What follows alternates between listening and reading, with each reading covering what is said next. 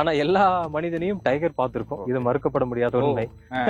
நம்மள டைகர் பார்க்கும், நம்ம டைகரை பார்க்க முடியறதில்ல. ஆனா இது சுவாரஸ்யமா இருக்கு சார். நான் வந்து சத்தியமங்கலத்துல இருந்து இப்ப தாழவாடி வரேன் அப்படின்னா ரெண்டு சைடும் பாத்துக்கிட்டே இருப்பேன், ஏதாச்சும் ஒரு அனிமல்ஸ் இருக்கா அப்படின்னு.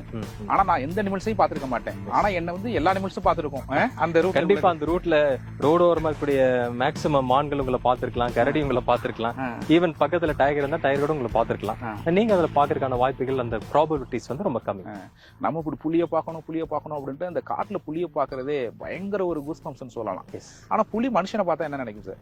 ஏன்டா உள்ளுக்குள்ள வந்தான்னு நினைக்கும்.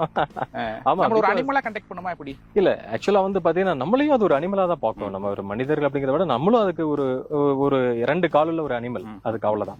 சோ அந்த புலிகள் வந்து நம்மள பாக்குறது வந்து பாத்தீங்கன்னா, சோ எங்களை மாதிரி ஃபாரஸ்ட் ஸ்டாஃப் வந்து ரெகுலரா டெய்லியும் போயிட்டு இருக்கிற ஒரு ஸ்டாஃப் வந்து மேபி அதுக்கு பழக்கப்பட்ட விஷயமா இருக்கலாம்.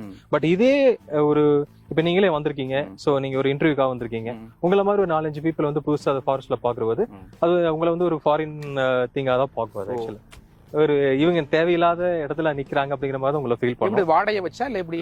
டெஃபினட்டா இப்போ நீங்க வந்திருக்கீங்க, நீங்க பர்ஃபியூம் போட்டிருக்கீங்க, சோ உங்களுடைய ஸ்மெல் கூட இங்க இருக்கக்கூடிய வைல்ட் அனிமல்ஸ்க்கு வந்து ரொம்ப டிஸ்டர்பன்ஸா இருக்கலாம். சோ நாங்க அந்த மாதிரி பர்ஃபியூம் பவுடர் அந்த மாதிரி விஷயங்கள்லாம் பெருசா யூஸ் பண்ண மாட்டோம்.